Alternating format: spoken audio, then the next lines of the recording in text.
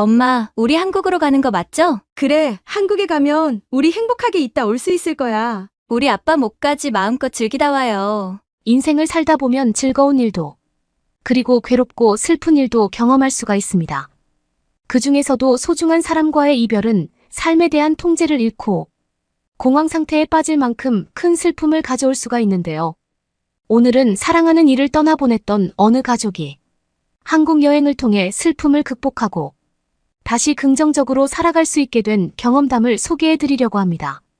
오스트리아에 살고 있는 한 여성은 남편의 죽음 이후 우울증에 걸린 딸 때문에 큰 고민이 있었다고 하는데요. 남편의 소원이었던 한국 여행을 통해 딸뿐만 아니라 자신의 슬픔 또한 극복할 수 있었다고 합니다. 과연 그들에게는 무슨 일이 있었던 걸까요? 함께 살펴보겠습니다. 오스트리아 여성의 사연입니다. 감동 퍼짐 애청자 여러분. 영상 시작 전 좋아요와 불우이웃을 위해 끝까지 시청 부탁드립니다. 안녕하세요. 제 이름은 세브리엘입니다. 저는 오스트리아인인데 지금은 외동딸 리베카와 단둘이 살고 있어요. 사실 남편은 1년 전에 병으로 세상을 떠났습니다. 5년 전부터 심장이 좋지 않았는데 거기서 심장도 나빠지더니 결국에는 폐에도 암이 생기면서 거짓말처럼 점점 병에 침식당했어요. 5년 전에는 의사가 말하길 1년 정도밖에 살 수 없을 거라고 말했는데 그때마다 수술이나 치료를 열심히 한 결과 예상보다 4년이나 더 오래 살아주었습니다.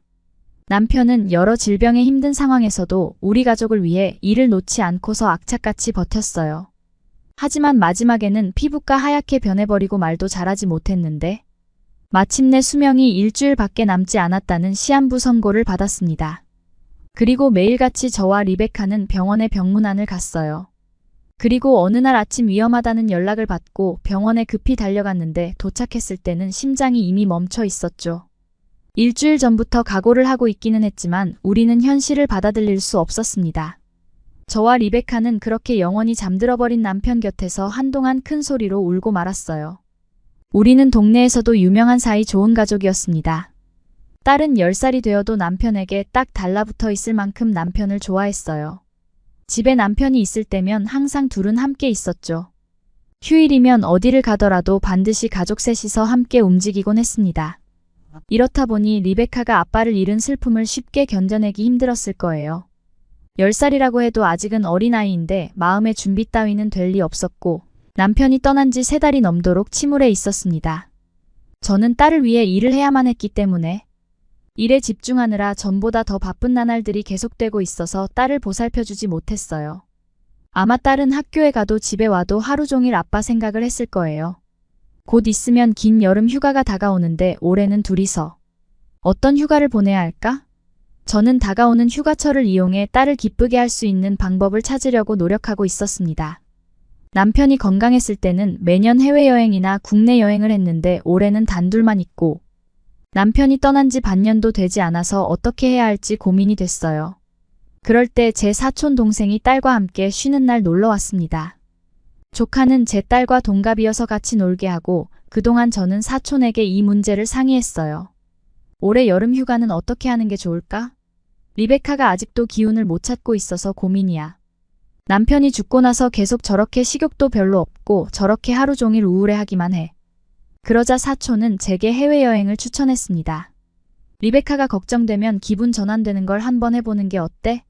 올해는 둘이서 해외여행을 다녀와봐. 아직 가보지 않은 나라로 가면 아빠 생각도 안 날 거 아니야. 사촌의 말을 들어보니 확실히 기분 전환이 필요하기는 했습니다. 딸뿐만 아니라 저도 남편이 죽고 나서 외출조차도 잘하지 않았습니다. 뭔가 남편이 없어 외톨이가 된 기분이었기 때문에 그 기분으로 밖에 나가고 싶지 않았어요. 딸도 밖에 나가자고 하면 가기 싫다고 했고요. 그래서 해외여행을 가자고 하면 더욱더 가기 싫어할 거라고 생각했습니다. 그래도 사촌 동생이 돌아가고 나서 시험 삼아 슬며시 한번 물어봤어요. 리베카 올해 여름 휴가는 둘이서 해외여행을 가보는 게 어때? 아직 가보지 못한 나라로 가서 우리 둘의 추억을 만들어 보자고. 리베카에게 넌지시 제안해봤는데 리베카가 아주 뜻밖의 대답을 꺼냈습니다. 엄마 그럼 한국이 좋을 것 같아? 아빠는 한국에 한 번이라도 가보고 싶다고 하셨어. 한국이라면 가보고 싶어. 저는 남편이 생각나지 않게 둘만의 추억을 만들어가면 좋겠다고 생각했는데 리베카와 대화해보고 그 생각이 틀렸다는 것을 깨달았습니다. 리베카는 리베카 나름대로 자기 안에서 아빠의 죽음을 받아들이려고 노력하고 있었어요. 그리고 생전 아빠의 소원이었던 것을 자기 눈으로 확인하고 싶어 했습니다. 어린 줄로만 알았던 딸이 성장하고 있다는 사실에 저는 매우 기뻤어요. 그렇게 여름 휴가는 한국 여행으로 결정됐습니다. 한국에서 갈 장소는 남편이 가고 싶어 했거나 보고 싶어 했었던 곳 위주로 해서 계획을 짰어요. 이것은 모두 리베카의 제안이었습니다. 우리 둘만 추억을 쌓는 게 아니라 아빠를 포함한 셋이서 여행을 가고 싶어서라는 말을 들었을 때는 저도 모르게 가슴이 뭉클해졌어요. 남편이 떠났지만 리베카는 아직도 아빠를 잊지 않고 있었어요. 저도 모르게 리베카를 꼭 안아버렸습니다. 그리고 여름이 다가왔고 드디어 우리 모녀는 한국 여행을 떠났어요. 처음 한국에 도착했을 때는 공항의 청결함 때문에 매우 놀랐습니다. 저는 동료가 한국에 가봤던 적이 있다고 해서 한국에 오기 전에 여러 가지 질문을 했던 적이 있어요. 그때 공항에 가면 무조건 깜짝 놀랄 거라면서 희죽거렸었는데 그 의미를 드디어 알았습니다. 그리고 한국인들의 대중교통 매너도 놀라웠어요. 첫 번째 목적지였던 명동역까지 지하철을 탔는데 탑승구에서 전철을 기다리는 사람들은 모두 줄을 서 있었습니다. 그것도 예쁘게 나란히 줄 서 있었죠. 그리고 열차가 제 시간에 오는 것도 상당히 놀랐어요. 오스트리아에서는 열차가 지연되는 건 자연스러운 현상인데 한국은 정해진 시간에 정확히 열차가 도착했습니다. 과거에 남편이 한국 사람들은 성실해서 시간 약속을 중요하게 생각한다는 말을 한 적이 있었는데 그것이 사실이구나라고 생각했어요. 그리고 명동에 도착하자 꽤 많은 외국인 관광객이 있어서 역시 외국인에게 인기 있는 장소라는 사실을 실감했습니다. 처음에는 한국에 왔다는 것만으로도 설레는 마음이 있었는데 명동에 와서 수많은 관광객들을 보고 나니까 설레는 마음을 넘어서서 억제할 수 없는 즐거움까지도 생겨났어요. 이는 저뿐만 아니라 리베카도 마찬가지였습니다. 계속 어두운 얼굴을 하고 있었는데 한국에 오고서 조금 밝아진 것 같았어요. 한국에 오기 전에 한국의 전통 문화에 대해 관심이 많아서 여러 가지 사진을 보고 왔는데 한국의 명동은 전혀 분위기가 다른 곳이었습니다. 남편이 왜 명동에 가고 싶었냐면 한국 특유의 길거리 음식을 먹을 수 있다는 점 때문이었습니다. 그리고 명동 주변에 경복궁처럼 멋진 관광지도 있어서 과거와 현재의 한국을 모두 만끽할 수 있기 때문이었어요. 처음에 명동을 봤을 때는 수많은 외국인들 때문에 놀랐습니다. 정말 각양각색의 외국인들이 있었는데 세계에서 한국을 찾는 사람들이 아주 많다는 사실을 쉽게 알 수 있었어요.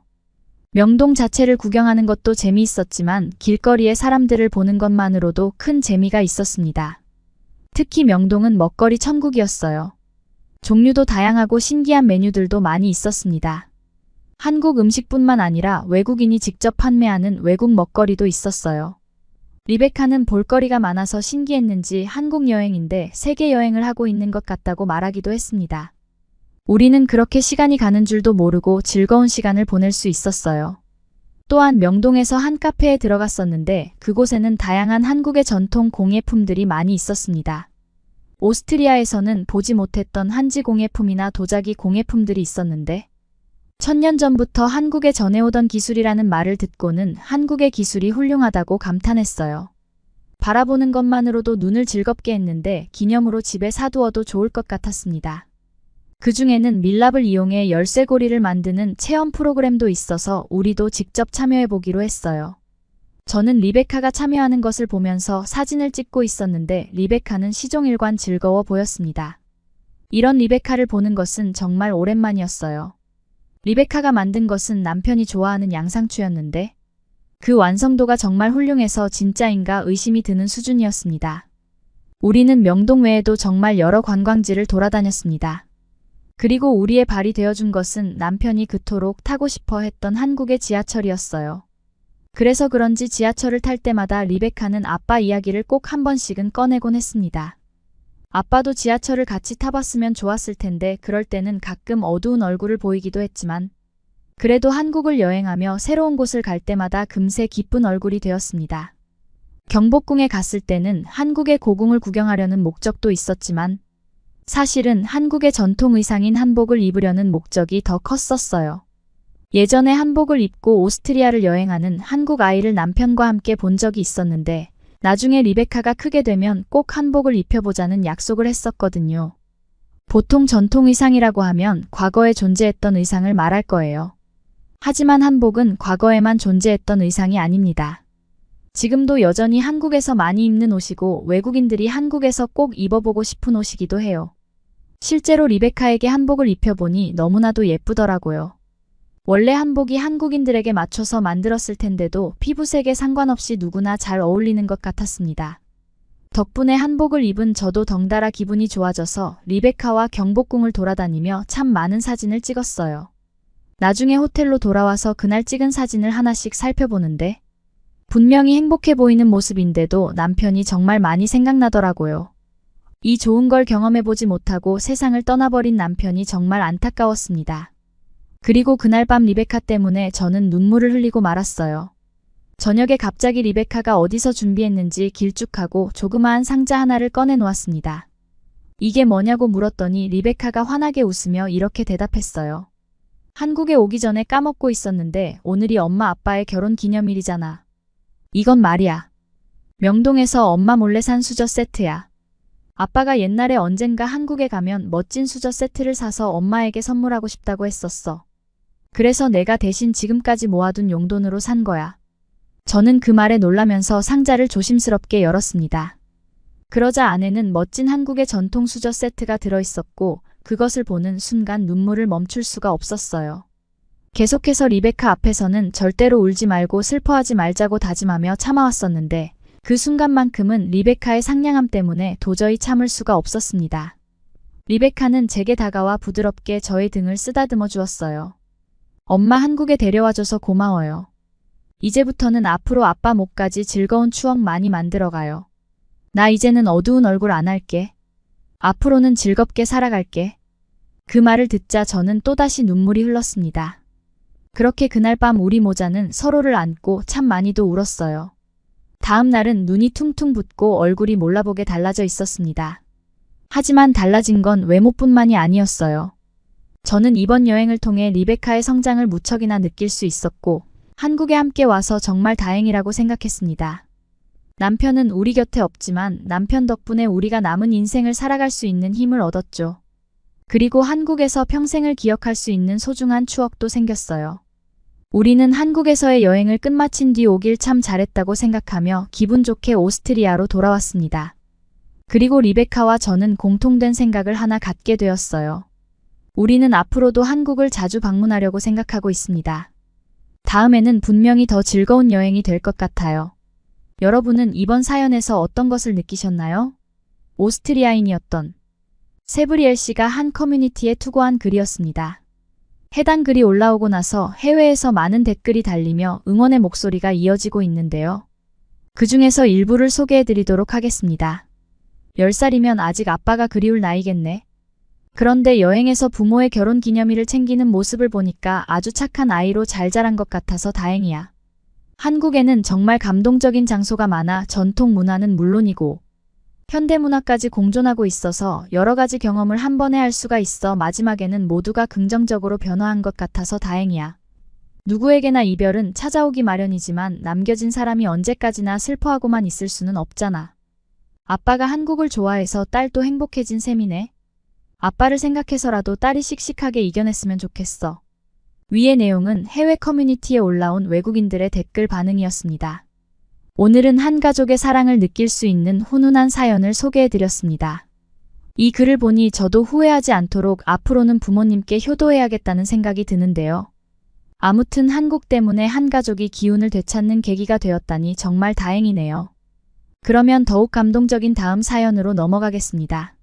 도대체 한국은 왜 이러는 거죠? 긴 여정 끝에 서울의 한 고등학교에 도착한 외국인들. 기쁜 마음으로 들어오는 그들을 덮치는 어떤 남학생. 어째서 한국에 왔느냐고 눈 똑바로 뜨고 닥달하는 위협적인 낌새.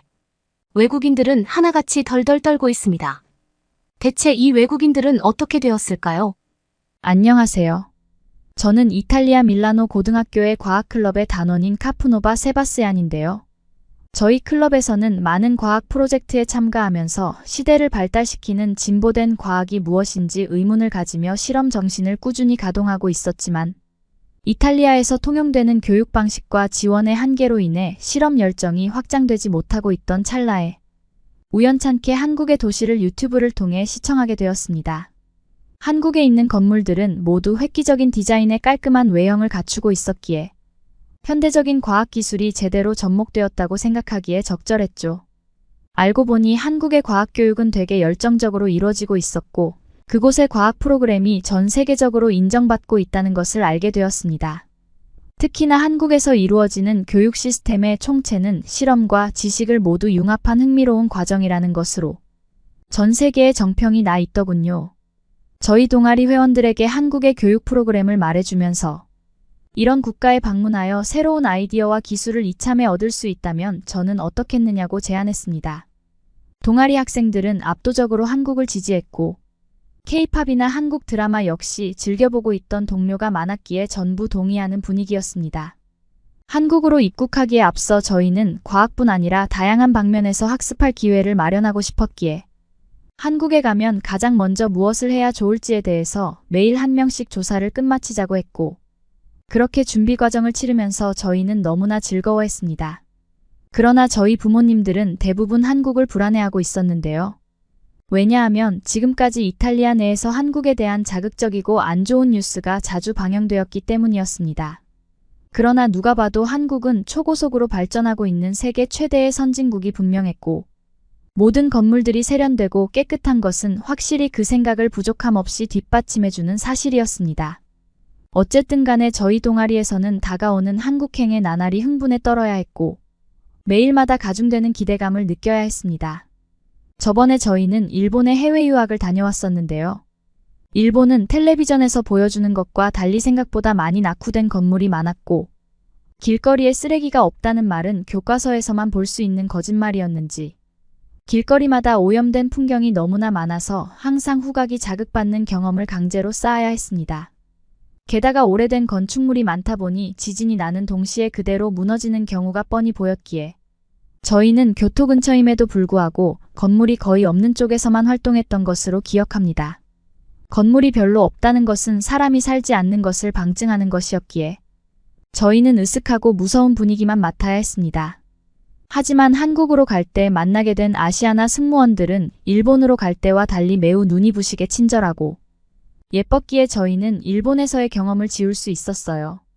그렇게 저희가 우물 안개구리였음을 인식하게 해주는 경험을 한국에서 겪기 직전이 되었는데요.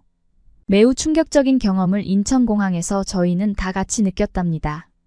바로 수화물을 날라주는 최신형 로봇이 눈에 보였던 것이었죠. 저희 이탈리아에서는 이런 공항이 거의 없어 처음에는 그냥 장식물인 줄 알았지만 가만히 지켜보니 짐을 옮겨주고 있더군요. 게다가 인천공항뿐만 아니라 공항 밖의 보도 역시 너무나도 잘 정비되어 있었고 매일 하루가 멀다 하고 청소되고 있는지 청결함을 항상 유지하고 있어서 저희는 더러운 이탈리아를 떠올리며 정말 천국과 같은 도시가 한국이라는 것을 깨달아야 했답니다. 한국에서 저희 이탈리아를 초청해준 고등학교로 가기 위해 저희는 지하철을 이용했는데요. 그러다가 맞닥뜨린 압구정역에서 잠깐 내리기로 했습니다. 압구정역은 드라마에서만 보았던 전 세계적으로 유명한 한국의 관광지였기에 이곳을 지나가다가 들르지 않는다면 생선 가게 앞에서 고양이가 그냥 지나가는 것이었습니다. 실제로 압구정역 거리에는 사람들이 많이 붐비고 있었고 노래 부르는 사람도 있었기에 수많은 에너지가 뿜어져 나오고 있었는데요. 다양한 연령대의 사람들이 한 공간에 어우러져 조화를 이루고 있는 모습을 저희 이탈리아에서는 거의 보지 못했기에 이곳의 풍경이 너무나도 마음에 들었답니다. 그러던 끝에 다시 지하철을 타려는데 저희들은 한국인의 행동에 경악을 금치 못했는데요. 왜냐하면 지하철역에 엘리베이터가 설치되어 있었음에도 불구하고 한국인들은 하나같이 엘리베이터는 거들떠도 보지 않고 힘든 방식인 계단을 채택하고 있었기 때문이었죠. 보아하니 노약자나 장애인만이 엘리베이터를 이용하고 있었기에 저희는 한국인의 배려심을 물씬 느끼게 해주는 장면에 혀를 내둘러야 했답니다. 항상 이탈리아에서만 살고 있던 저희는 이런 곳이 지구상에 있는 줄 전혀 모르고 있었기에 우물 안개구리였다는 것을 진정 깨닫게 해주는 순간이 지금이라는 것을 인식했고 한국행을 대단히 거절했던 부모님을 떠올렸습니다. 이런 경험을 저희가 하고 왔다는 걸 알려준다면 부모님은 매우 기뻐하실 게 분명했으니까요. 이런 훌륭한 문물은 부모님뿐 아니라 이탈리아에 있는 모든 친구들에게 알려줘야겠다는 생각을 저희는 지하철역에서 공유할 수 있었습니다. 확실히 한국인들은 모두 화려하고 말끔했기에 못 사는 후진국이라고 얘기했던 부모님의 말과 매우 대조스러운 장관을 한국은 갖추고 있었습니다. 그러다 보니 저희는 걸어 다닐 때마다 감탄했고 어째서 한국인은 다들 이렇게 매력적인 것인지 의문을 가져야 했는데요. 그렇게 도착한 목적지 근처에서 저희는 시은이라는 이름을 가진 한국인 친구가 저희를 마중 나오는 모습을 목격할 수 있었고 이동하는 사이에 궁금한 게 있다면 뭐든지 물어보라는 친절한 말에 저희는 기뻐해야 했답니다. 한국의 길목에는 수많은 사람들이 붐비고 있었는데요. 얼굴 형태나 피부가 다른 저희를 보면서 매번 놀라는 사람 중에는 손을 흔들면서 반가워해주는 사람까지 심지어 있었어요. 외국인에 대해 나쁜 감정을 가지고 있는 한국인이 한국에 부글거린다는 소식이 이탈리아에 널리 퍼져 있는 헛소문이라는 것을 판가름해주는 순간이 바로 지금이라는 것을 저희는 느낄 수 있었고 저희를 달가워하는 한국인들에게 저희 역시 손을 흔들어주며 한국인들의 따뜻한 미소와 환영의 반가움을 표했습니다. 사진을 찍어도 되냐고 다가오는 초등학생도 있었는데요. 저희는 거절할 이유가 없었기에 한 명 한 명 사진을 찍어주었고 원한다면 페이스북이나 인스타그램에 게시해도 좋다고 말해주었답니다. 한국인들은 자꾸만 저희에게 어디서 왔냐고 친절하게 물어보았고 몇몇의 어르신들 역시 질문을 건네곤 했는데요. 가장 놀라운 점은 그 중에 한 명도 무거운 주제나 듣기 싫은 소리를 하는 사람이 없었다는 것이었습니다. 저희 이탈리아의 어르신들은 대부분 역사나 전쟁 등에 대해서 자꾸만 지겹게 얘기를 꺼내시곤 했는데 한국의 어르신들은 전혀 그런 소리가 없었고 오히려 젊은이들이 관심 있어 하는 소리에 대해 많이 물어보았답니다. 고등학교까지 저희는 이동하면서 이탈리아에 있는 부모님을 떠올리며 공연히 보살핌을 받는 느낌이 들었어요. 마치 고향에 온 느낌의 저희는 새삼 안심했고 구독과 좋아요를 누르며 편안하게 고등학교까지 이동했답니다. 아무래도 한국은 선진국의 인프라를 갖춘 만큼 시민의식도 매우 뛰어난 것 같았습니다. 이곳이 진정 선진국이구나 하는 생각을 가지면서 웬만해선 한국에 오래 남아 있어야겠다는 생각과 함께 한국의 고등학교에 도착한 저희는 교내로 들어가는 순간에 어느 한국인 남학생이 다가오는 것을 보며 매우 경악을 금치 못했답니다. 갑자기 저희 어깨를 밀치고 잡아뜨린 것이었습니다. 저희는 너무나 놀라서 할 말을 잃었고 외부인이 갑자기 학교에 들어오니 꺼림칙한 마음이 들어 인종차별을 하는 느낌의 부당한 폭력을 당했다는 생각만이 감돌았답니다. 저희는 너무나 무서워서 웅크려 울고 있었고 도대체 무슨 짓이냐고 묻는 제 동료의 말에 한국인 남학생은 이렇게 말했습니다. 어라 아니었네. 알고 보니까 남학생은 친구와 장난치고 있었고 이곳에 두발 규정이 없기 때문에 염색한 사람들이 너무나 많아 자신을 때리고 간 여학생의 뒷모습이 저와 너무나 닮아서 실수로 저를 밀쳤다는 것이었습니다.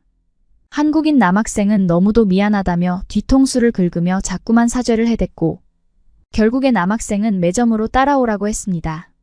그곳에서 남학생은 전자레인지로 먹을 수 있는 떡볶이를 사주었고 저희는 한국식 음식을 처음 맛보면서 정말 감탄해하며 먹었습니다.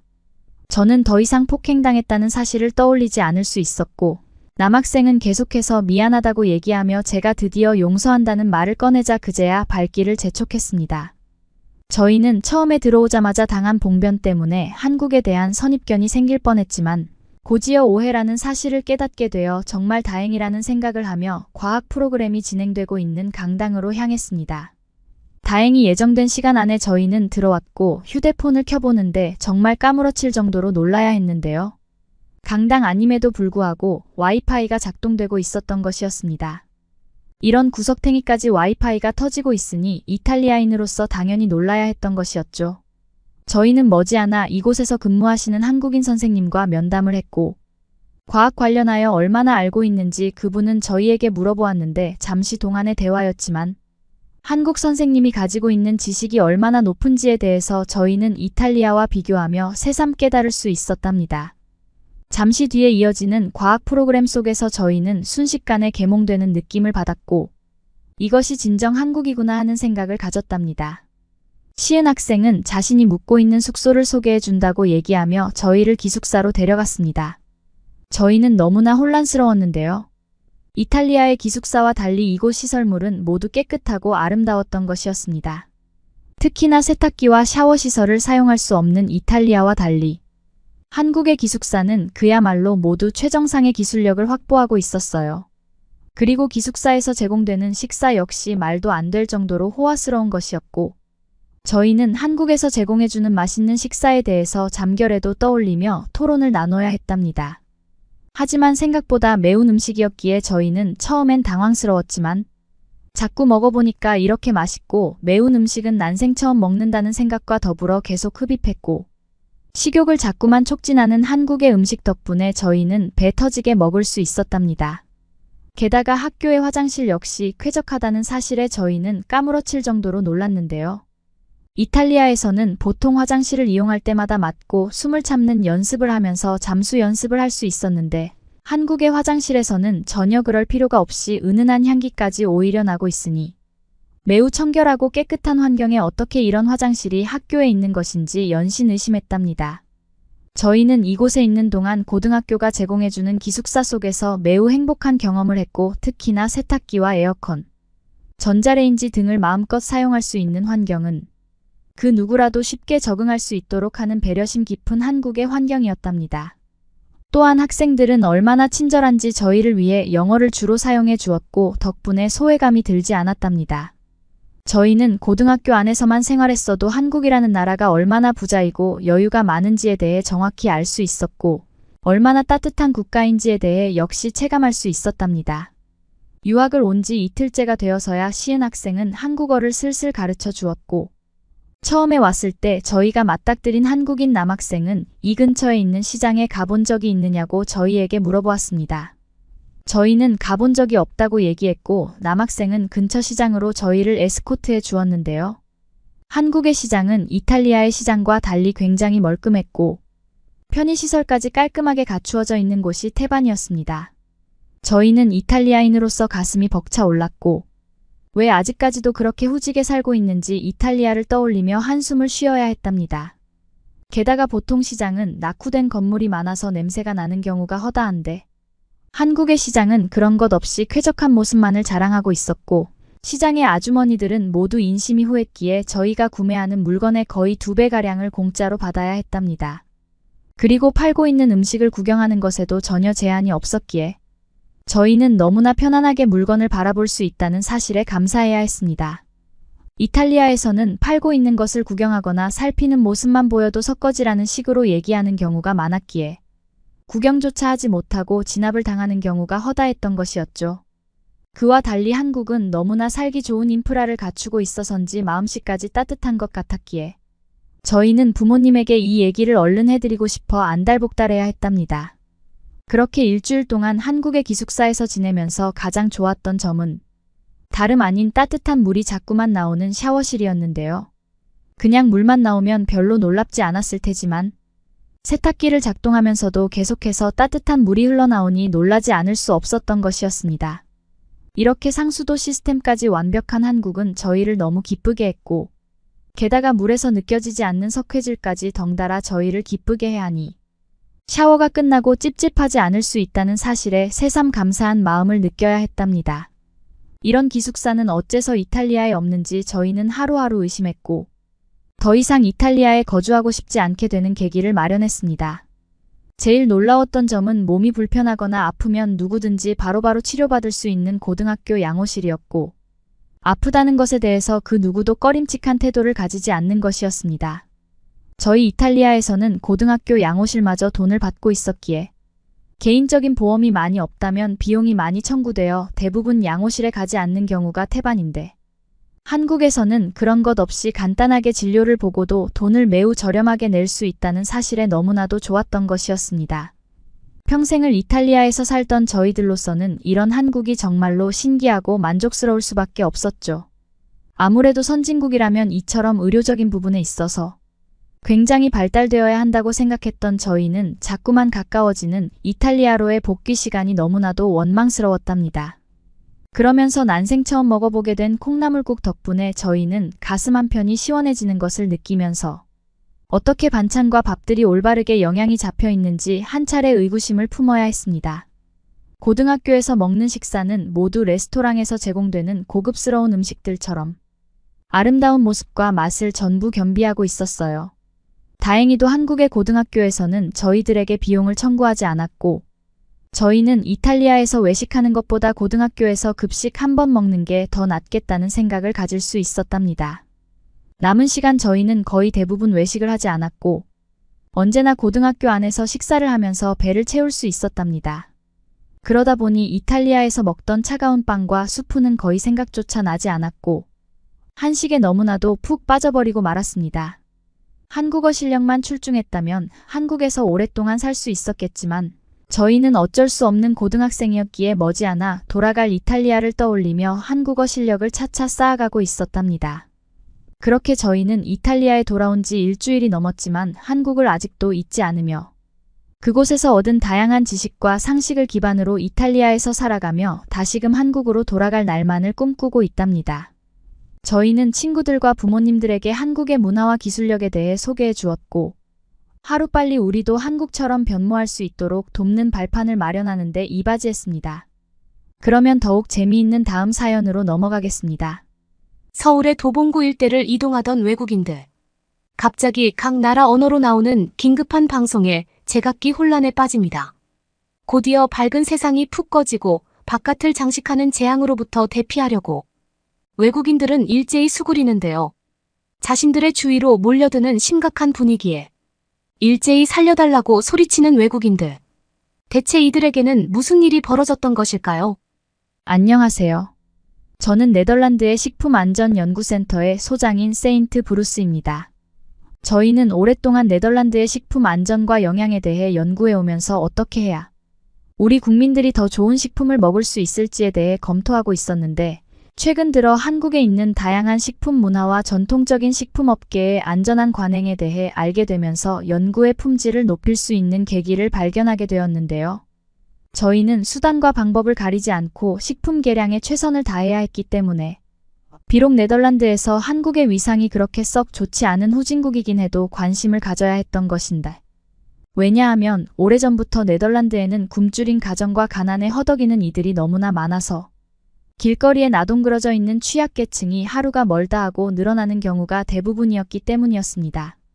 그런데 조사하면서 알게 된 사실은 품종을 개량하는 특출난 방법과 독창적인 농사재배법을 한국이 적용하고 있기 때문에 초등학교 때부터 한국에서는 무료급식이 횡행하고 있으며 가난에 허덕이는 사람이 아무도 없다는 사실이었습니다.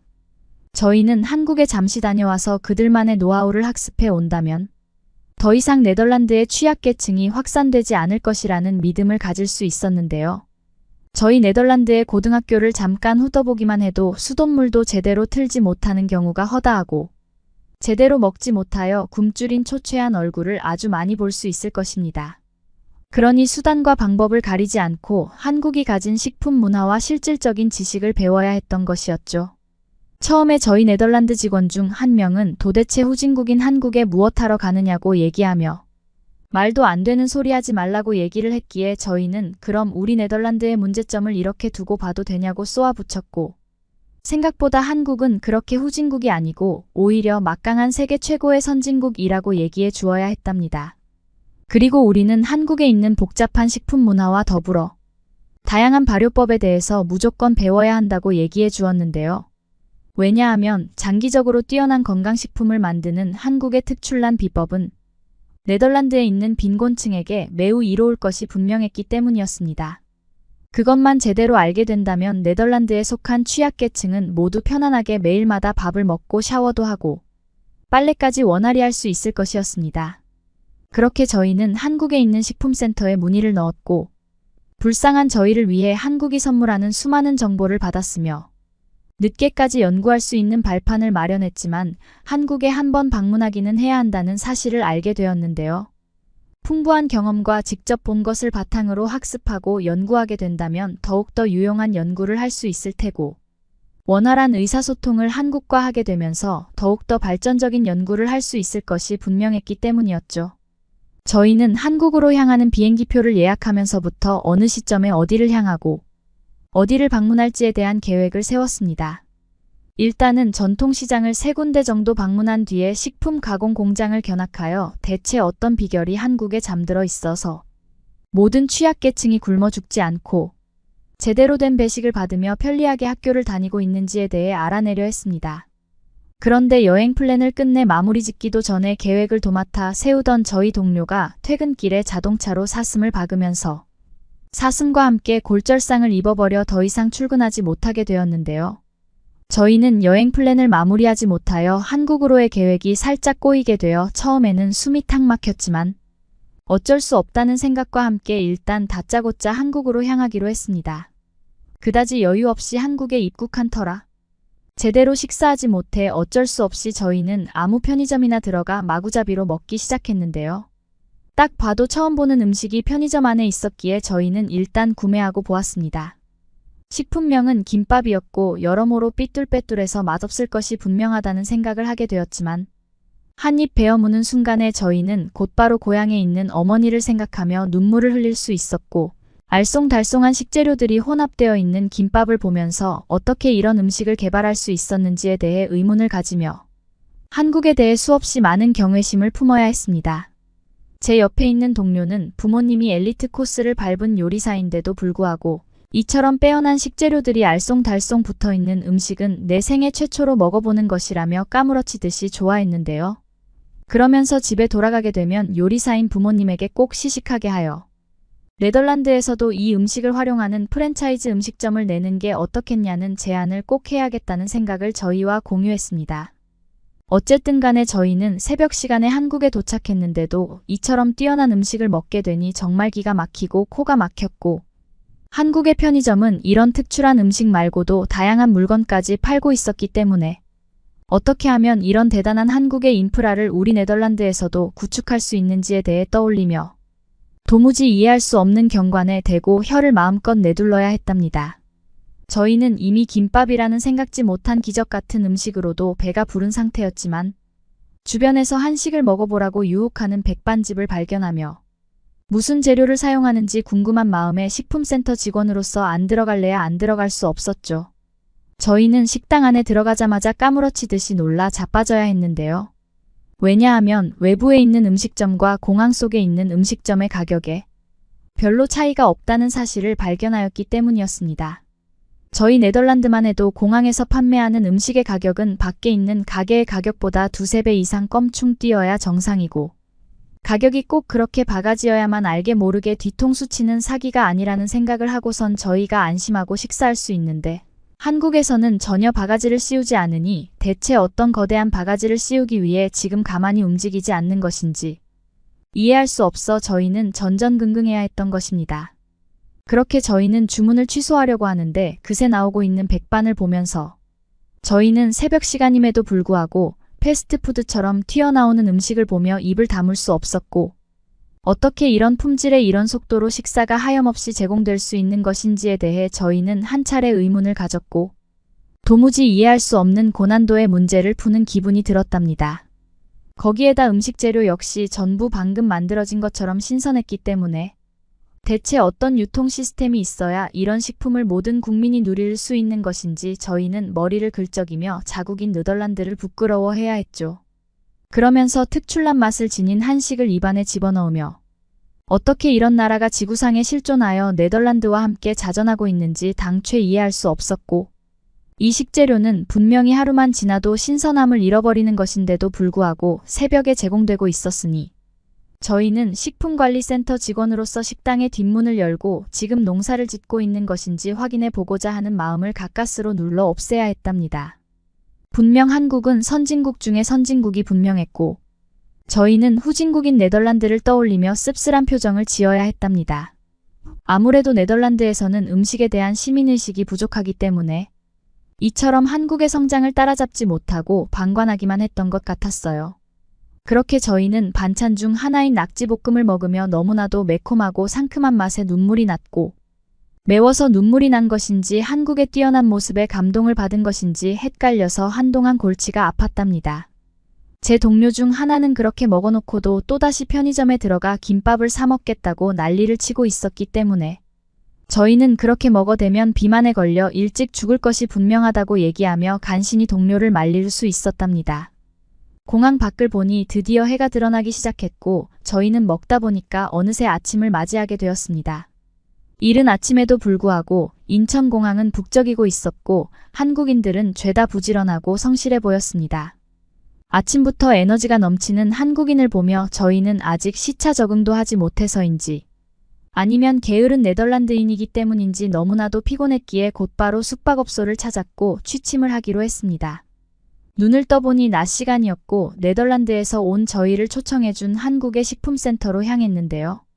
그곳에서 저희는 식품 관련한 정보에 대해 생각보다 깊이 있는 정보를 많이 제공받을 수 있었고 무엇보다도 중요한 것은 어떻게 요리하는지에 대해서라는 것 역시 알게 되었답니다. 한국인 직원분은 결국에 식품 관련해서 풍족하게 누릴 수 있으려면 요리 기술이 효율적이고 빼어나야 한다면서 저희 앞에서 자그마한 마늘을 10초도 안 되는 순간에 거의 믹서기에 갈아내는 수준으로 썰어버리는 기술을 보여주었는데요. 한국인 직원분은 이런 칼질을 네덜란드에서 자주 보느냐고 저희에게 물었는데 당연하게도 저희는 고개를 가로저으면서 마술을 보는 느낌이라고 얘기하며 어딘가에서 본 적은 있는 것 같지만 아무래도 마술 공연 중에 본 것 같다고 얘기해 주었습니다. 저희를 보면서 도마를 보지도 않고 마구잡이로 칼을 써는 한국인의 모습을 보면서 저희였다면 이미 손가락의 개수가 10개에서 5개가 되었을 텐데 하며 탄식을 지으며 눈이 휘둥그레진 채 한국인의 목소리를 따라가고 있었습니다.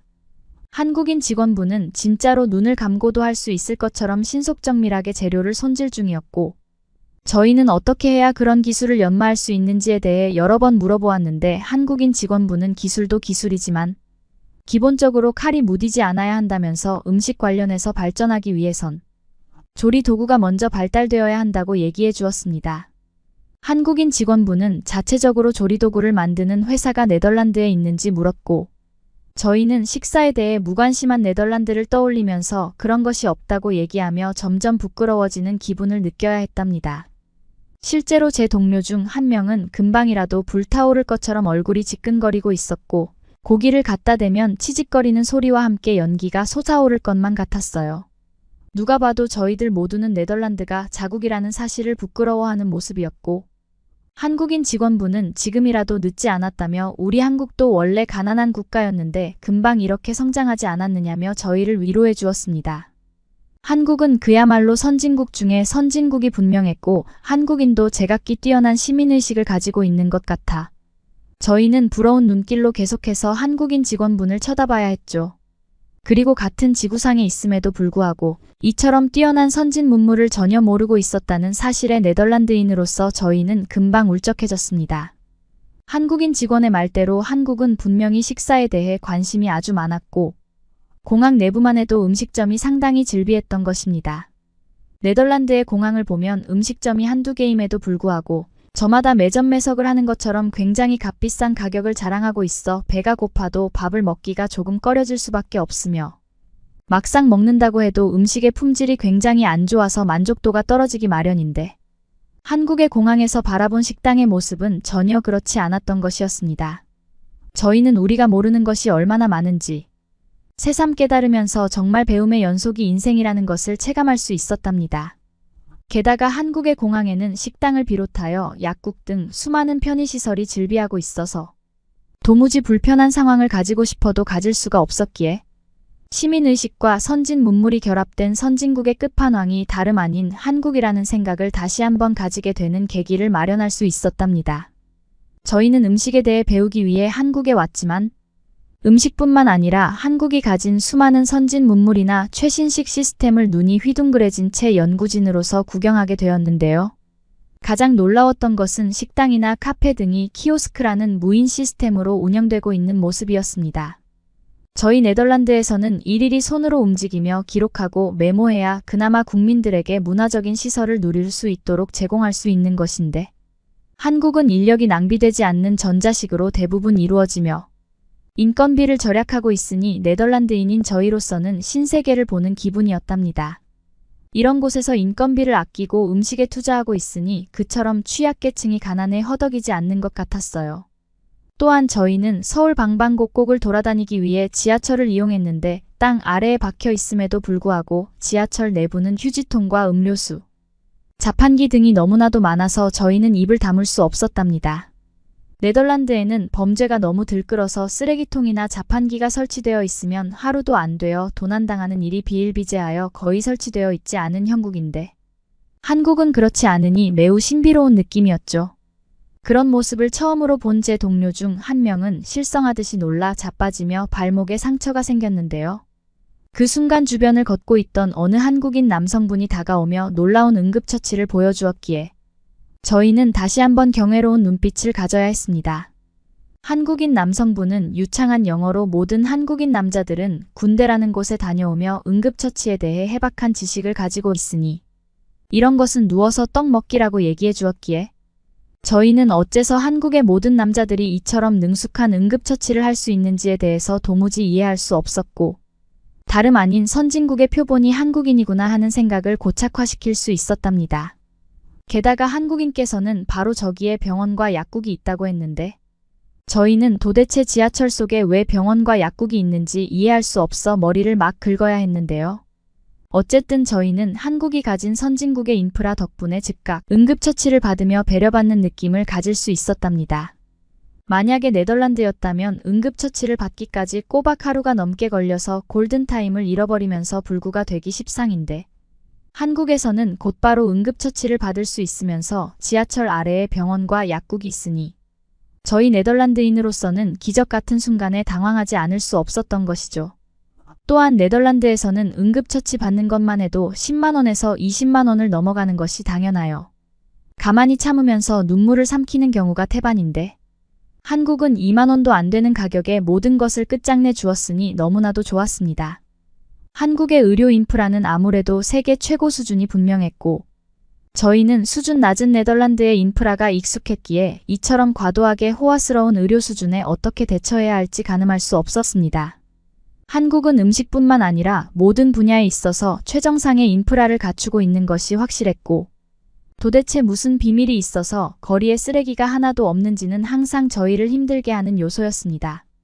도대체 어떻게 한국의 시민의식은 히말라야 산맥의 맨 꼭대기를 연상케 하듯이 높이 치솟을 수 있었던 것일까요? 지하철을 타면서 놀라웠던 사실. 또 하나는 손잡이를 잡지 않아도 될 정도로 너무나도 안정적인 운행이었습니다. 저희 네덜란드에서는 돈이 없어서 대충 지어놓은 선로. 덕에 항상 손잡이를 쥐고 있으면서 격한 진동을 체험해야 했는데 한국의 지하철에서는 전혀 그렇지 않아도 되니 이불만 있었으면 바닥에 누워 포근하게 잤을 것이었습니다. 또한 지하철에서는 모든 언어로 되어 있는 방송을 다양한 언어로 매번 알려주었기에 내려야 할 역을 지나치면 어쩌나 하는 염려를 하지 않을 수 있어 편안하게 이동할 수 있었죠. 그런데 그 순간 충격적인 일이 발생했습니다. 지하철의 전등이 전부 꺼지면서 전쟁을 방불케 하는 장면이 펼쳐진 것이었죠. 생각해보니 한국은 전쟁 중인 국가였고 너무나도 놀라운 인프라에 저희는 그 생각을 전혀 떠올리지 못했던 것이었습니다.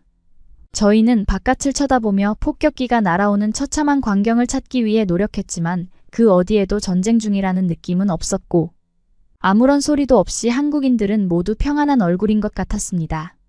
그러는 반면 저희 동료들은 모두 바닥에 엎드린 채 귀를 틀어막고 있었는데 잠시 뒤 불이 켜지면서 한국인들은 대체 저희가 무슨 짓을 하고 있는지 가만히 내려다보고 있었는데요. 모두 안정적으로 서 있는 한국인 주변으로 저희는 떨떠름하게 일어서면서 저희에게 다가와 설명해주는 한국인의 말에 그제야 안도의 한숨을 쉴 수 있었습니다. 지하철에는 종종 전기를 절약하기 위해 이렇게 불을 끈다면서 한국인은 친절하게 웃으며 말해주었습니다. 저희는 이런 부분을 통해서 어째서 한국의 취약계층이 돈 걱정 없이 마음껏 밥을 먹을 수 있는지에 대해 깨달을 수 있었고 사소한 것에서부터 절약하는 시민의식 덕분에 모든 것이 풍요롭고 부유하다는 생각에 네덜란드는 한국을 따라잡으려면 한참 멀었구나 하는 생각을 가지게 되었답니다. 제 동료 중 한 명은 너무 당황해서 얼굴이 창백해진 채 식은땀이 흐르고 있었는데 저는 아무 일도 아니라는 말을 동료에게 전해주면서 진정한 선진국의 면모를 처음 보았으니 그렇게 당황하는 것도 무리는 아니라고 하며 천연덕스럽게 동료를 다독여주기에 바빴습니다. 저희는 지하철에 나와서도 한국이 가진 선진적인 문물을 언제쯤 네덜란드는 받아들일 수 있을지 떠올리며 한국에서 남은 시간을 보내게 되었고 한국의 문화를 경험하면서 즐긴다는 마음보다는 네덜란드의 부족한 면모를 떠올리며 질투와 시기하는 감정에 종종 사로잡혔던 것 같습니다. 여러분은 어떻게 보셨나요? 응원과 격려의 한마디씩을 댓글로 남겨주시기 바랍니다. 사연자분들에게 전달해드리겠습니다. 실제 사연 제보를 받고 있습니다. 채택되신 분께는 작은 선물도 보내드리고 있습니다. 저희의 사연이 여러분의 하루에 작은 힘이 될 수 있었으면 좋겠습니다. 감동적인 사연을 주변 분들과 이야기 나눠보세요. 더욱더 좋은 영상으로 다시 찾아뵙겠습니다.